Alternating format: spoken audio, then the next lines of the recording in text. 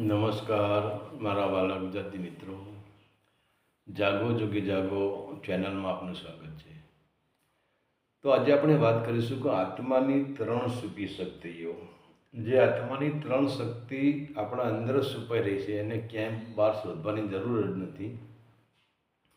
અને આ 3 શક્તિને તમે જાણી લો તો તમે પોતે શિવ બની જાઓ, તમે પોતે શિવ સ્વરૂપ બની જાઓ. આ 3 શક્તિઓનો આપણે ઉપયોગ તો કરીએ છીએ જીવનમાં, પણ આપણે એને ઉપયોગ કરવાની આપણી જે એનો ઉપયોગ કરીએ, આપણે બેહોશીમાં ઉપયોગ કરીએ છીએ, આપણે નશામાં ઉપયોગ કરીએ છીએ, આપણે અંધકારમાં ઉપયોગ કરીએ છીએ, આપણે આ શક્તિઓનો અજ્ઞાનતામાં ઉપયોગ કરીએ છીએ. તો આપણે જોઈએ કે જેમ સૂર્યનો પ્રકાશને આપણે સૂર્યથી જીવનમાં અલગ કરી શકતા નથી. તમે જુઓ, સૂર્યના પ્રકાશને તમે અલગ ન કરી શકો.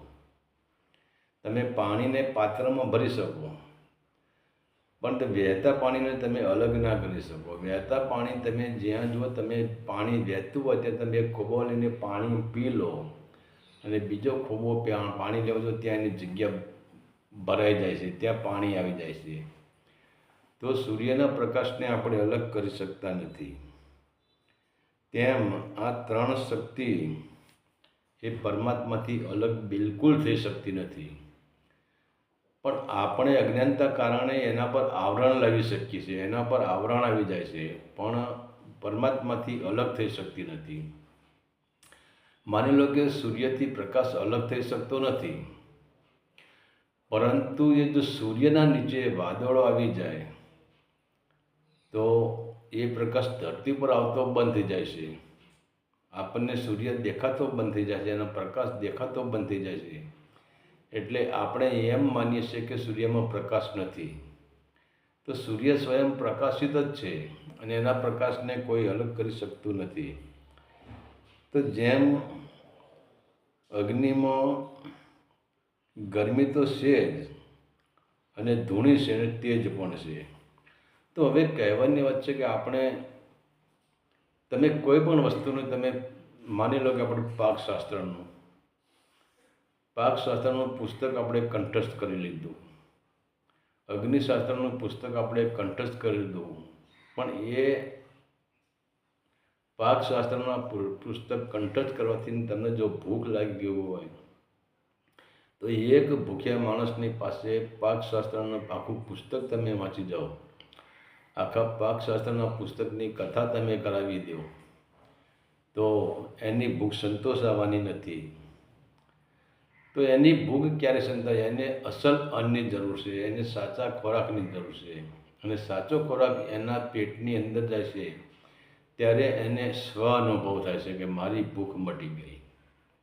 તો અનુભવથી મોટું કોઈ જ્ઞાન નથી.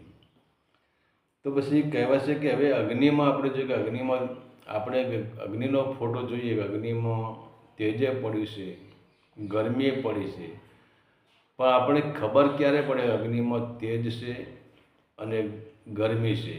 કે તેજ તો આપણે જોઈ રહ્યા છીએ, પણ ગરમી છે એ જ્યારે તમે અગ્નિને સ્પર્શ કરો ને તમને અનુભવ થાય, તમારી આંગળી દાઝી જાય ત્યારે તમને ખબર પડે કે ખરેખર અગ્નિમાં ગરમી પડી છે. તો એવી જ રીતે આ 3 શક્તિ 3 રૂપમાં પ્રગટ થાય છે. તમે સ્વયં શિવ છો, પરંતુ આપણે આપણી શક્તિને જાણી શકતા નથી. અને બીજા નંબરે જાણી શકવાનું મુખ્ય કારણ ના હોય તો તમે જુઓ આજના જે ધંધાદારી જે સાધુઓ છે, સંતો છે, ધંધાદારી કર્મકાંડીઓમાં જે છે, આ બધાએ આપણે જે મુખ્ય માણસો, જે આપણે બળદ છીએ પણ ગાડું હાંકવાવાળો એક બીજો માણસ છે. તો એ આપણે નાકમાં જે નાથ ગાલી છે અને આપણને હાંકવાવાળો છે અવરા માર્ગે હાંકી રહ્યો છે. અને આપણે એ લોકોની વાતને સાચી માની લીધી છે અને એટલે જ આપણે બહારની યાત્રા કરીએ છીએ, આપણે અંદરની યાત્રા કરતા નથી. તો વિચાર કરો કે હવે દરેક મનુષ્ય પહેલી શક્તિ છે પરમાત્માની કે ઈચ્છા શક્તિ. તો હવે ઈચ્છા શક્તિ શું છે કે આપણી ઈચ્છાઓ, અસંખ્ય આપણી ઈચ્છાઓ હોય છે, પણ આપણી ઈચ્છાઓ બહારની તરફ, સંસાર તરફ વહે છે. પણ જો પરમાત્માની જે આ પરમાત્માએ પૂરા બ્રહ્માંડનું એક રચના કરી, એમાં એમની અંદર પરમાત્મા સ્વયં શૂન્ય એક જ હતું. પરમાત્મા એટલે શૂન્ય, અને શૂન્યમાંથી જ આ સંપૂર્ણ આપણે બ્રહ્માંડનું સર્જન થયેલું છે. તો ઈચ્છા શક્તિ પરમાત્માના અંદર પણ પ્રગટ થઈ હતી કે હું એકમાંથી અનેક થાઉં. એ ઈચ્છા શક્તિનો કંપન હતી એમની અંદર, અને એ કંપનમાંથી એક વિસ્ફોટ થયો, અને એમાંથી આ બધું પ્રગટ થયું. તો હવે એ જ ઈચ્છા શક્તિ, એમની સકારાત્મક ઈચ્છા શક્તિ, એ પરમાત્માની જે ઈચ્છા શક્તિ હતી, એનું જે કંપન થયું, એમાં કોઈ વિષય વાસનાઓ, વિકાર ભરેલા હતા નહીં. એ શુદ્ધ ઈચ્છા શક્તિ હતી. પરંતુ તમે જુઓ, આપણે પણ ઈચ્છા શક્તિ ઘણી, આપણે તો પરમાત્મા કરતાં પણ આપણે વધારે ઈચ્છાઓ કરીએ છીએ. કારણ કે આપણે ધન સંપત્તિની ઈચ્છા, ભોગવવાની ઈચ્છા, મકાન બનાવવાની ઈચ્છા, અને બહારનું જ્ઞાન ભેગું કરવાની ઈચ્છા, ગુરુ થવાની ઈચ્છા, સાધુ થવાની ઈચ્છા, તમામ આપણી અસંખ્ય ઈચ્છાઓ છે. હું લાખોપતિ બની જાઉં, કરોડોપતિ જાઉં, આટલો અભ્યાસ કરું ને આવી ડિગ્રી મળી જાય તો હું ભ્રષ્ટાચાર કરું ને સલકપટ, આ બધી આપણી અસંખ્ય ઈચ્છાઓ છે. અને આજનો મનુષ્ય તમે જુઓ, બેહોશીમાં ઈચ્છા કરી રહ્યો છે. આજનો મનુષ્ય સમજે છે કે જે ઈચ્છા કરીને હું જે ધન ભોગવું છું, હવે એક તમે વિચાર કરો તો આપણું જે આ શરીર છે ને, એ પણ ઈચ્છાથી જ પ્રગટ થયેલું છે. તો તમને એમ લાગશે કે ઈચ્છાને શરીરને શું લેવા દેવા? તો માનો આપણા જ માતા ને પિતા, કોઈની ઈચ્છા જ ન હોય સંભોગની, તો તમે ક્યાંથી હોય, હું ક્યાંથી હોઉં?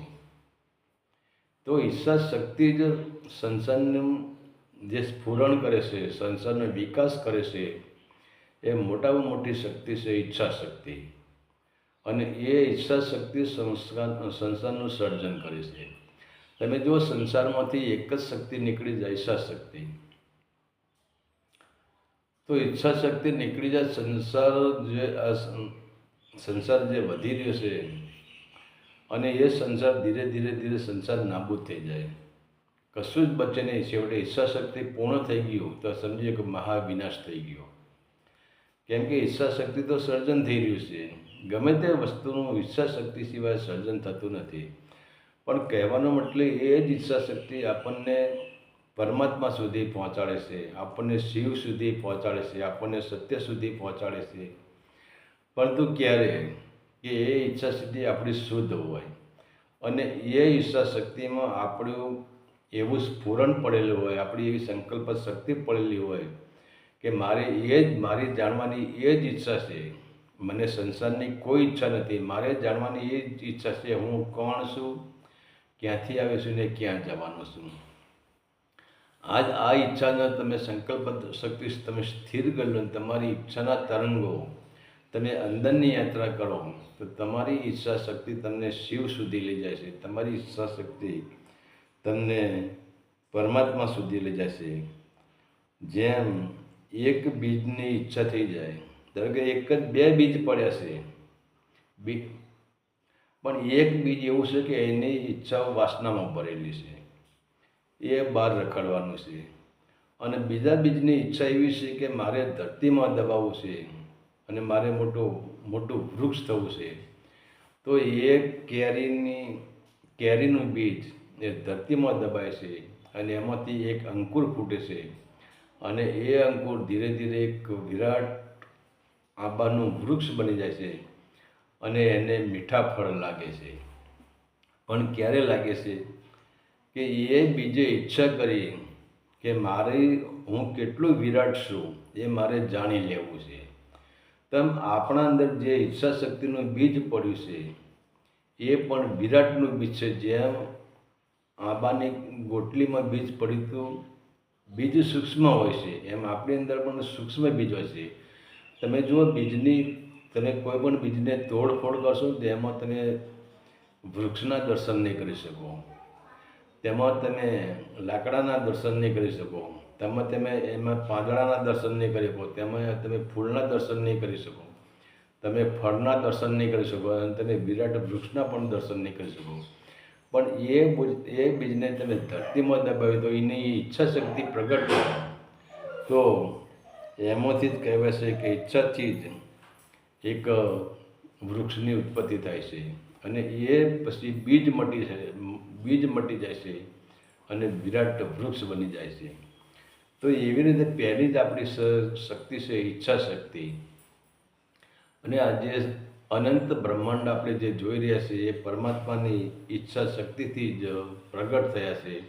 અને એટલે સંતોએ કહ્યું છે કે શ્રીજી ગુરુજી શક્તિએ કર્યો સમાગમ, ઈચ્છા શક્તિ એ સમાગમની પ્રક્રિયા છે.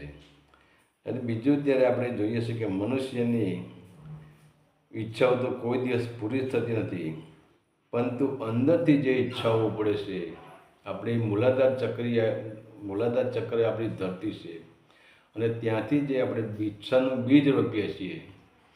તમે પરમાત્માની ઈચ્છા રાખશો, સકારાત્મક ઈચ્છા રાખશો, તમારી ઉર્જા ઉપર ઉઠશે. પણ તમે નકારાત્મક ઉર્જા રાખશો તો તમારી એ બીજરૂપી ઈચ્છા એનું વૃક્ષ બનશે જ નહીં અને સંસારમાં ફેલાઈ જશે. અને ત્યારે પછી બીજી છે શક્તિ છે પરમાત્માની શક્તિ. પહેલી ઈચ્છા શક્તિ છે અને બીજી જ્ઞાન શક્તિ છે. પણ જ્ઞાન શક્તિ એટલે કે આપણે બહારનું જ્ઞાન અહીં લેવાનું નથી. જ્ઞાન શક્તિ એટલે સ્વયં અનુભવનો પ્રકાશ, અનુભવની જ્યોત. જો તમે કોઈ બહારનું જ્ઞાન એકઠું કરી લીધું અને તમે એનો સ્વ અનુભવ ન કર્યો, તમે સ્વ પ્રેક્ટિકલ ન કર્યું, તો માનો કે તમે લાડુ બનાવવાનો તમે એની થિયરી તમે વાંચી લીધી, પણ તમે સ્વ અનુભવ નથી કર્યો કે લાડુ કેવી રીતે બનાવવા, તમે પ્રેક્ટિકલ કર્યું નથી. તમે પ્રેક્ટિકલ નહીં કરો તો તમને અનુભવ નહીં થાય, અને અનુભવ થશે તો જ તમે લાડુ બનાવી શકશો અને તમે લાડુ ખાઈ શકશો અને તમારી ભૂખને તમે સંતોષી શકશો. તો અહીંયા જ્ઞાન શક્તિમાં એવું છે કે બહારનું જ્ઞાન વર્જિત છે અને બહારનું જ્ઞાન તમારા જ્યાં સુધી તમારું જીવન છે ત્યાં સુધી જ બહારનું જ્ઞાન તમારી સાથે આવે છે. અને આ શરીર છૂટતાની સાથે તમારું શરીર છૂટી જાય છે, તમારું નામ રૂપ ગુણ પણ છૂટી જાય છે અને તમારું જ્ઞાન પણ છૂટી જાય છે. તો અહીંયા બહારનું જ્ઞાન નથી, અહીંયા જાણકારી, તમારો સ્વ અનુભવ, તમારા સ્વયંની જાણકારી એ જ તમારો સ્વયં પ્રકાશ છે. અને એ જ પ્રકાશિત જ્ઞાન, તમારો સ્વ અનુભવ કે જેને અંદરની યાત્રા કરી, એ જ અનુભવ તમને શિવ રૂપ સુધી લઈ જાય છે. બાકી બહારનું ગમે એટલું જ્ઞાન હોય એ તમને શિવ રૂપ સુધી પહોંચી શકવા દેતું નથી. તો અને ત્રીજી છે કે જ્ઞાન બહારથી આવતું નથી. તો બહારનું જ્ઞાન આપણે, અને ખરેખર તમે જુઓ આજે આપણે જોઈએ કે આપણે વેદ, શાસ્ત્ર, ઉપનિષદ કે આપણા જેટલા પુરાણો હોય કે જેટલા ધાર્મિક પુસ્તકો હોય, આ જ્ઞાન આવી ક્યાંથી? કોઈ જ્ઞાન જે ઋષિ મુનિઓએ, સંતોએ જે વેદ વ્યાસે જે વેદની રચના કરી, કોઈ જ્ઞાન બહારથી આવી નથી. બધું જ્ઞાન અંદરથી જ આવ્યું છે. કેમ કે દરેકની અંદર આ જ્ઞાન ભરેલું જ છે. કોઈ પુસ્તક ફેંદવાની જરૂર નથી, કોઈ ગ્રંથો વાંચવાની જરૂર જ નથી. જેમ આપણે જોઈએ કે આપણે કૂવો બનાવવો છે, તે કૂવાના અંદર આપણે જો પાણી બહારથી લઈને નાખવું પડતું નથી. કૂવામાં તો પાણી છે જ, પણ એ પાણીના ઉપર વિષય વાસનાનો જે કચરો ચડી ગયો છે, એના પર માટી ચડી ગઈ છે, એના પર પથરા ચડી ગયા છે, એના પર રેકડો ચડી ગયો છે, એ બધું આપણને તમે હટાવી લો તો કૂવામાં પાણી આવી જાય છે. એવી રીતે આપણી અંદર વિષય વાસનાનો જે કચરો છે, એ કચરો, તમામ પ્રકારનો કચરો હટાવી લો તો જ્ઞાન જેમ કૂવામાં પાણી આવી જાય છે, એમ સ્વયં તમારી અંદર તમે જ્ઞાન ઉપલબ્ધ થઈ જાય છે.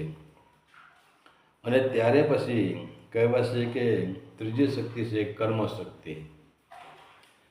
હવે વિચાર કરો, કર્મ શક્તિ, તો ઘણા લોકો કે ભાઈ કર્મ તો કરવું જ પડે, તો કર્મ કરવાની કોઈ સંતોએ ના પાડી નથી. તો તો કર્મ આપણું શરીર છે, શરીરને પાણીની જરૂર પડશે, ખાવા પીવાની જરૂર પડશે, રહેવાની જરૂર પડે છે, સગવડની જરૂર પડે છે. તો આપણે બહારના કર્મ કરી રહ્યા છીએ અને વિચાર કરો આપણા કર્મ ક્યાંથી થાય છે? આપણા કર્મ એવા છે, આપણા કર્મ આપણે અંધારા કૂવામાં જ નાખે છે આપણને, કે આપણા કર્મ આપણી 5 જ્ઞાનેન્દ્રિયો, 5 કર્મેન્દ્રિયો, આ તો મનના 10 પૈડા છે, મનરૂપી રથના 10 પૈડા છે અને મન, બુદ્ધિ, ચિત્તને અહંકાર આને ચલાવી રહ્યું છે. તો આપણે જે કર્મ કરીએ છીએ અને આપણા કર્મ કેવા હોય છે?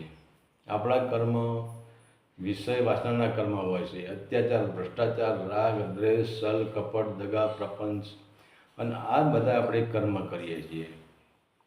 અને તમે પુણ્ય પણ કરો છો, દાન પણ કરો છો, યજ્ઞ પણ કરાવો છો, કથાઓ પણ કરાવો છો, આ બધા તમે કર્મ કરો છો. તમે શું એને સત્કર્મ માનો છો? એ સત્કર્મ તમારા મનથી જ થઈ રહ્યા છે, કે તમારા આત્માથી થઈ રહ્યા છે. કર્મમાં તમારો ભાવ પડે છે કે હું કર્મ કરું છું, મેં આમ કરાવ્યું, મેં તેમ કરાવ્યું, મેં આમ કર્યું, મેં આટલા રૂપિયા આપ્યા, મેં કથા કરાવી, મેં યજ્ઞ કરાવ્યો, મેં આટલા માણસોને જમાડ્યા, મેં આટલા મંદિરો બનાવ્યા. એ દરેકની અંદર હું પણ જ પડી રહ્યું છે, કે હું આમ કરું છું, હું આમ કર્યું. એ હું અને મેં જ એમાં પડી રહ્યું છે.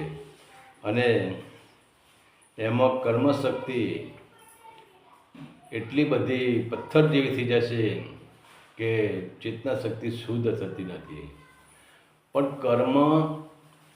કર્મ તો કરવાનું જ છે, પણ હવે તમે વિચાર કરો કે કર્મ કોણ કરે છે? તમે તો અકર્તા છો, તમે તો કર્મ કરતા જ નથી. તો કર્મ 5 જ્ઞાનેન્દ્રિયોને 5 કર્મેન્દ્રિયો અને મન, બુદ્ધિ, ચિત્તને અહંકારથી કર્મ થાય છે. તો તમે તો દરેકના સાક્ષી છો, 5 જ્ઞાનેન્દ્રિયના, 5 કર્મેન્દ્રિયના, મન, બુદ્ધિ, ચિત્તને અહંકારના તમે સાક્ષી છો. તો તમે તો કર્મ કરતા જ નથી. પણ હવે આપણું મુખ્ય કર્મ શું છે? ચેતના ઉપરથી આવરણ ક્યાં રહેશે છે? કે આપણું કર્મ એક છે કે આપણી કર્મ થાય અંદરની યાત્રા, સંસારની યાત્રા છોડી દેવાની અને અંદરની યાત્રા આપણે કરીએ ત્યારે આપણું એક કર્મ બને છે. અને આત્માની ત્રીજી શક્તિ છે કર્મ શક્તિ, જે તમે આંતરિક કર્મ કરો, તમે અંદરનું કર્મ કરો ત્યારે એ કર્મ તમારી ચેતના ઉપરનું આવરણ હટાવી લેશે અને એ ચેતનામાં એક કંપન આવે છે. અને એ કંપન આવે છે એમ ધીરે ધીરે ચેતના હલકી થતી જાય છે. અને એ જ ચેતના મૂલાધાર ચક્રથી લઈને સૂક્ષ્મના માર્ગે સહસ્ત્રા સુધી ઉપર ઉઠે છે. અને ત્યારે પછી આપણે જે જોઈએ છીએ કે કર્મ એ ધીરે ધીરે આપણું કર્મ એ અકર્મની અંદર પલટાઈ જાય છે અને આપણે અંદરની યાત્રા કરીએ છીએ. બહારની યાત્રા પછી આપણા માટે એક તુચ્છ બની જાય છે. અને જેને પહેલાં જ આપણે જોઈએ કે જેને ઈચ્છા, તો ઈચ્છા શક્તિ જેને બહારની રાખી એની ચેતના મલિન થઈ ગઈ, એ ચેતના ઉપર ઉઠી શકતી નથી. અને ઈચ્છા શક્તિથી જ આપણે જેમ એક બીજ ઈચ્છા કરે કે હું વિરાટ વૃક્ષ બનું, એમ તમે પણ એક બીજ જ છો. પણ તમે સકારાત્મક ઈચ્છા શક્તિ કરો તો તમે એક વિરાટ બીજ વૃક્ષ બની જશો. અને એ વૃક્ષ એવું હશે કે તમારું વૃક્ષ અનંત બ્રહ્માંડ સુધી ફાળેલું હશે. તમે અનંત બ્રહ્માંડના માલિક હશો. અને ત્યારે પછી બીજું છે કે આપણું જ્ઞાન, તો બહારનું જ્ઞાન ખોટું પડે છે.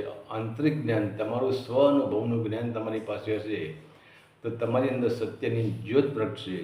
અને તમારું કર્મ એવું છે કે હું 5 જ્ઞાનેન્દ્રિયો અને 5 કર્મેન્દ્રિયોથી પર છું, મન, બુદ્ધિ, ચિત્ત, અહંકારથી પર છું, હું 5 તત્વથી પર છું, 3 ગુણથી પર છું. તો હું તો કર્મ કરતો જ નથી, હું પોતે અકર્તા છું. અને અકર્તાનું કર્મ તમને લાગી જશે ત્યારે તમે સ્વયં શિવ બની જશો. તો આ હતી આત્માની 3 મહાન શક્તિઓ.